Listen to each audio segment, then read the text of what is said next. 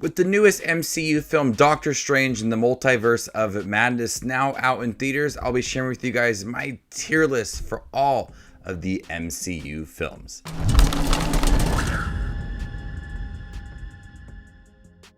How's it going, movie watchers? Thank you guys for stopping by my channel. Today we're on tiermaker.com and I'll be giving you guys my tier list for all 28, it's crazy, 28 MCU films. I will not be including the MCU Disney Plus shows. I had a separate ranking for that. I just feel like keeping this just to the movies. And so I'm really excited to talk about these movies. Actually, this will be the first time I'm really going to be talking about Eternal, because I just watched it for the first time all the way through recently. So I'm excited to talk about that film and also the newest film, Multiverse of Madness. So tier list, the S will be like the best of the best. They're amazing. A films will be, these are great films. B, they are good films. C, they're okay. And D, these are bad films. And I'm just going to start off by saying that none of these films are bad. Some may be disappointing, some may be just kind of boring, but none of them are bad. So we're going to start off with the first one right here. We have Ant-Man and the Wasp. This is a film that had a pretty good villain. Hope became much more of a stronger character in here. It's fun. It's lighter than the first one. There's some great visuals and fun action scenes. Some of the villains were a little bit forgettable, like Walter Goggins in the film. But overall, it's a much lighter and funnier film than the first one. So with that, I do think it is a good film. Next up is the first Ant-Man. I like this film. I think Paul Rudd has great comedic timing, that heist feel to it, that origin story for Scott Lang.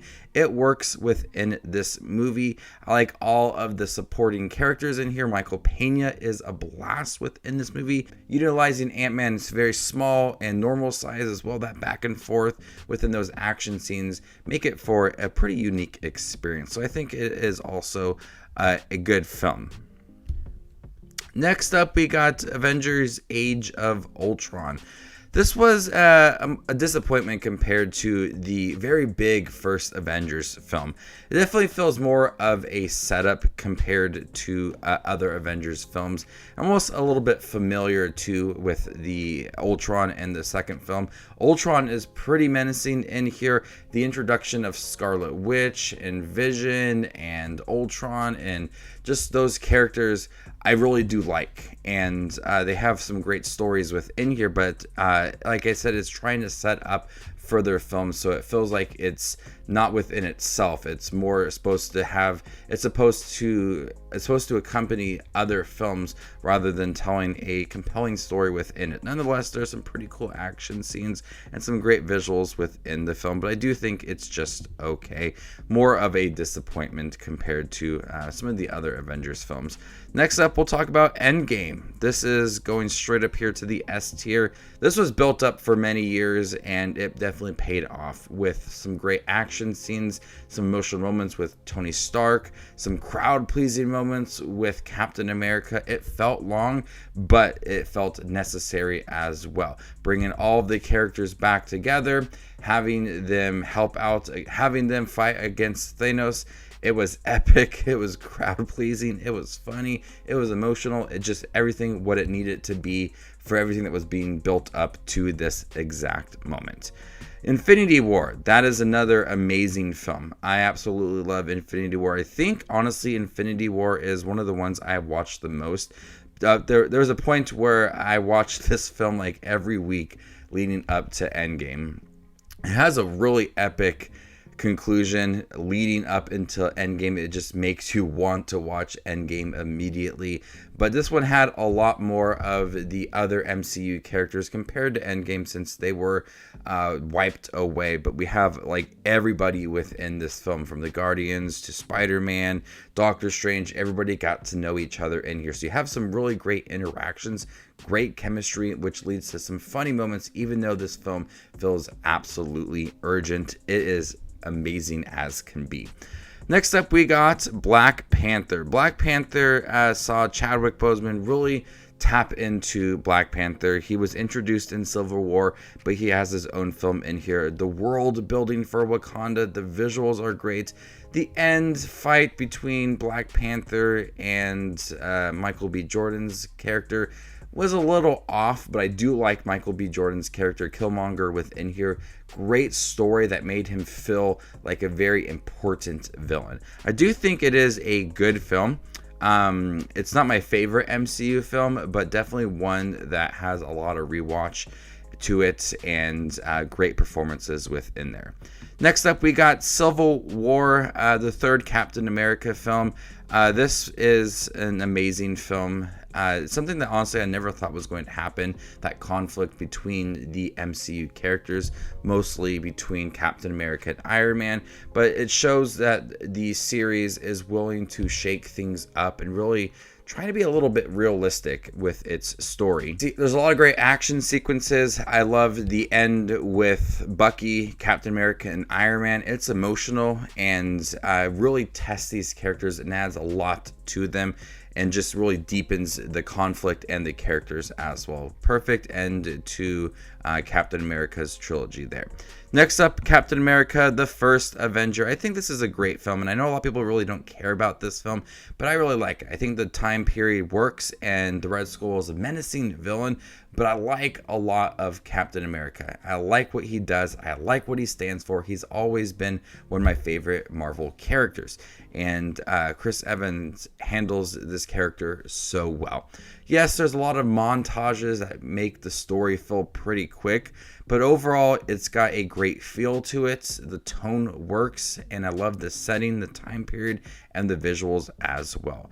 But Captain America, the Winter Soldier, really expands on that first film in a different time period, but still focuses on Captain America adjusting in the world, which is a story I wanted to see, and it panned out so well. But also that conflict with Bucky, the Winter Soldier, and really just testing Chris Evans, but just really testing Captain America and what he stands for and how he's willing to protect his friends. That political stance to the movie, that it's a thriller, it's action-packed, it's emotional, visually it's stunning, there's a lot of great action scenes. It's just one of the best comic book sequels of all time.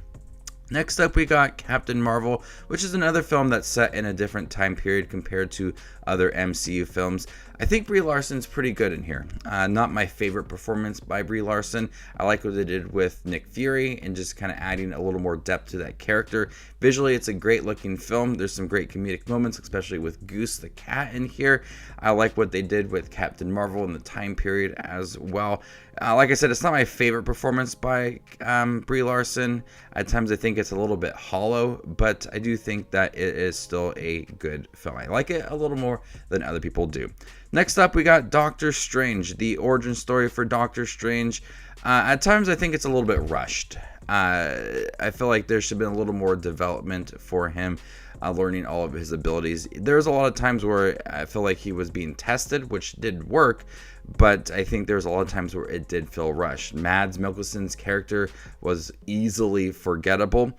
There's some great moments with there's some great moments at the end visually. It's action packed. It's just a film that I think needs a little more. It needs a little more development. It needs a little more practice for Dr. Stephen Strange. But overall, I do think it is a good film.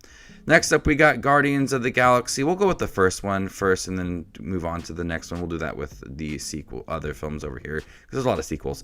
The first Guardians of the Galaxy film, it took some characters that not a lot of people knew about and made them into fan favorites. The performances are great. There's a lot of great relationships that are explored. The chemistry is perfect. It is a great film. It's hilarious. These are characters that understand comedy, and the relationships are built around some of that great comedic timing.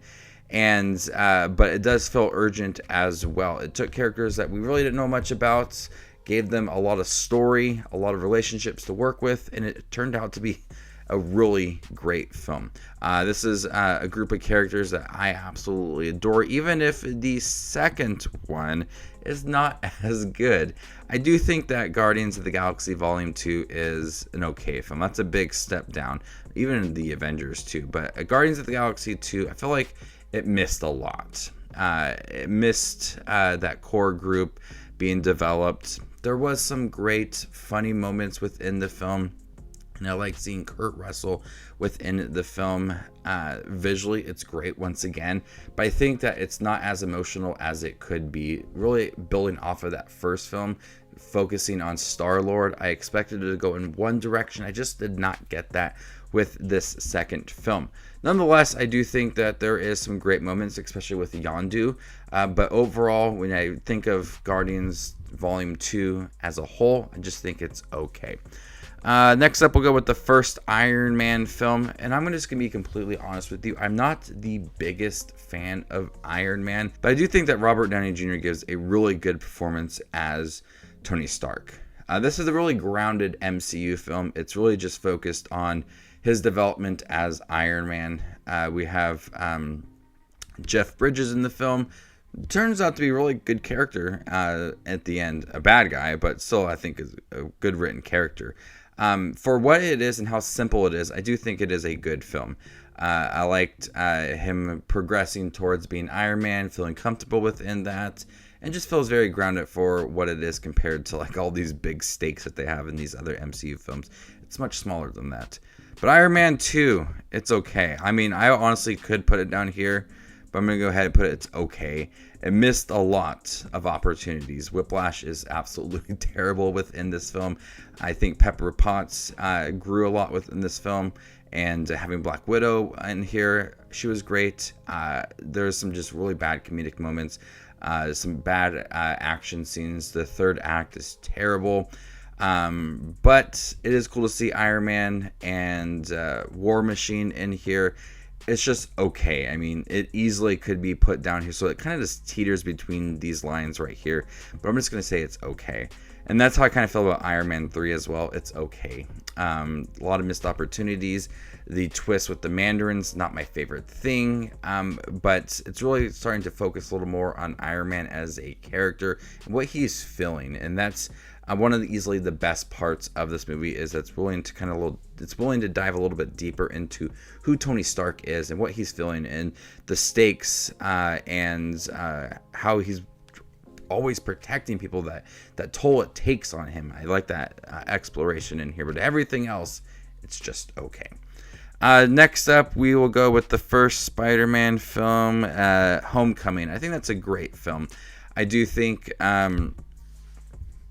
they did a great job exploring Peter Parker as a teenager. It's not your typical origin film, since he's already been established as Spider-Man, but he's still exploring himself as Spider-Man. I liked having Iron Man in here just briefly. It felt like a teen movie. It felt like he was in high school. It felt awkward at times. He still had to focus on school. That's what's the best thing about Peter Parker, is that he's young, and he is trying to balance being a superhero and being a high school student as well. And this film explored it very nicely. Vulture is easily one of the best MCU villains, with Michael Keaton giving a really great performance, and I love Vulture within here. I like what they did, mixing the high school scenes with the superhero scenes, him learning to be a superhero. Does he have what it takes? Does he still need to focus on himself? We don't know yet. And he's really building on that into the second film, Far From Home, which I think is just a good film. Honestly, I think this dips every time I watch it. The first half of the movie just feels pretty aimless. He's starting to wonder, am I right for this job?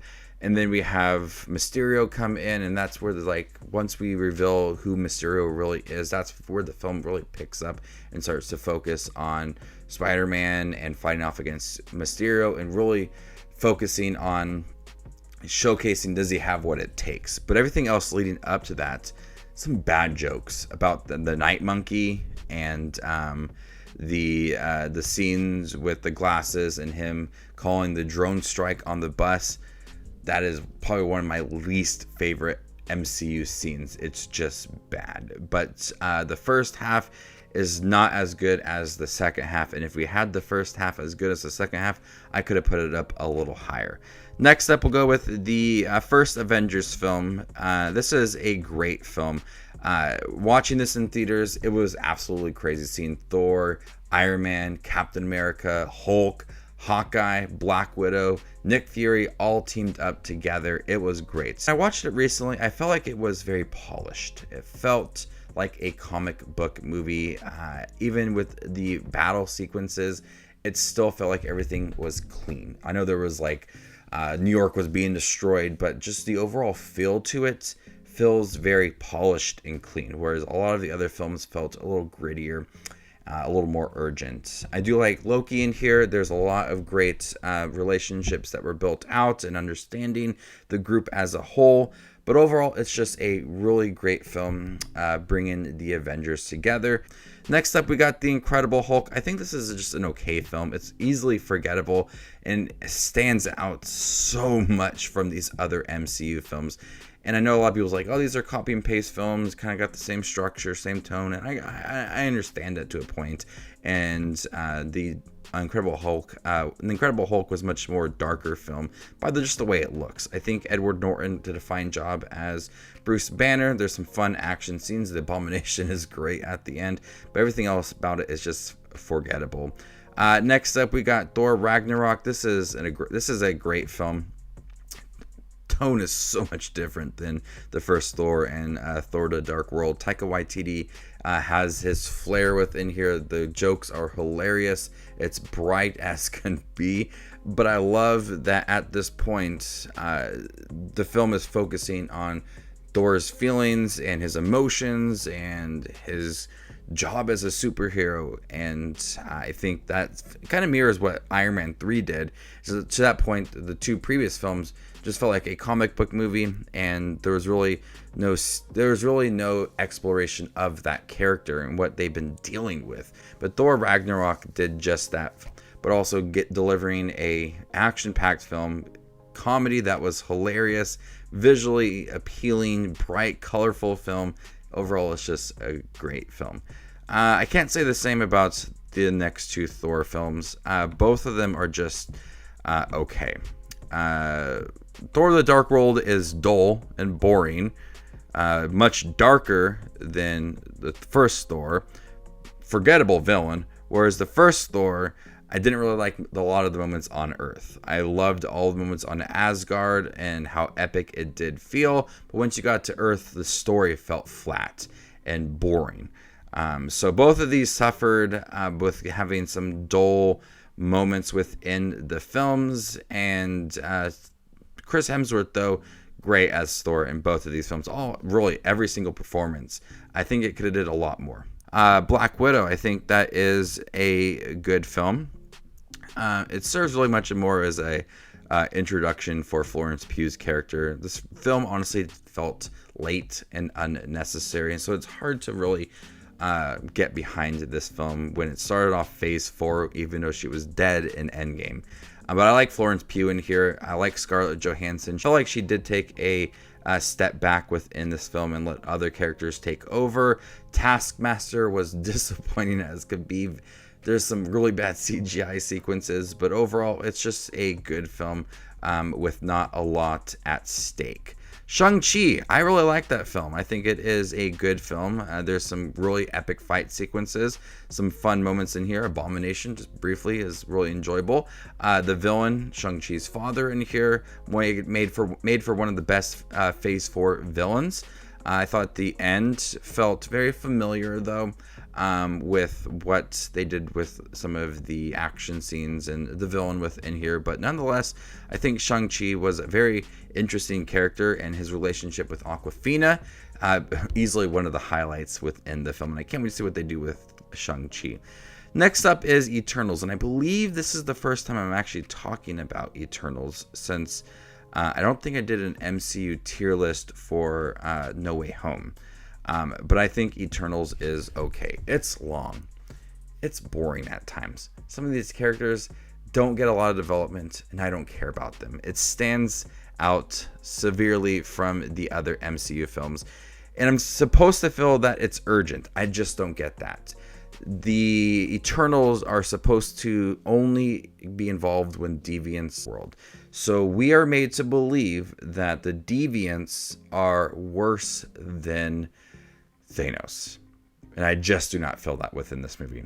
And there's a lot that makes this film feel big. With the moments at the end feel big and grand, and I'm supposed to feel that this is such a large threat to Earth, and Earth is at risk of being destroyed, and I just do not feel that at the end of this movie, and it just is so disappointing. It has a stacked cast with Kumail Nanjiani and Angelina Jolie, people I never thought would be in the MCU, and it ended up being boring. There's a lot of focus on the past and the present. It dragged a lot. This is something I want it to be just a little bit better visually. It's one of the best looking MCU films, but I just do not feel the urgency within this film at all. And the characters feel underdeveloped because with how many there are, it's just a film that is very forgettable. Next up, we got No Way Home. This is a great film. This is a film that I had a lot of hope for going into it, and I hoped that Tobey Maguire and Andrew Garfield would appear in it, and they did, and my God, it was epic. But I think that this movie really challenged Peter Parker as a character. A lot of those emotional moments tested him as a person and a superhero, and there's a lot of those dramatic scenes for Peter Parker, and I think Tom Holland handled those so well. Having Doc Ock and Green Goblin and Electro in here, bringing forth the other characters from the Spider-Man films and the multiverse, it's something I've wanted to see for so long, and it panned out so great. Now we got Doctor Strange in the Multiverse of Madness, and I think it was a good film. I expect a little more madness from the film. The cameos, while fun at times, felt a little bit disappointing. This felt like a worn out story since we had WandaVision, the show that really focused on the trauma and her loss of Vision and her family, and her focusing and her being at the focus for this film. It felt a little bit worn out. But I do think that there was some great horror elements with Sam Raimi directing this, some nods to some of his films like The Evil Dead. It's got his flair to it. But the madness is not there. It's got a worn out story, and I do think that it teases a potential for some actual madness later on. So I do think it is just a good film. Now we have to rank these from worst to best. The worst one for me being Iron Man 3. Then we'll go with Iron Man 2. Then we'll go with Thor. And then Thor the Dark World. And then we'll go with Hulk. And then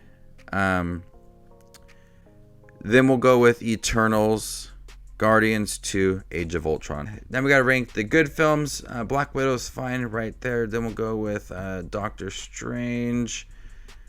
And then we will go with Ant-Man and the Wasp. And then we'll go with Captain Marvel.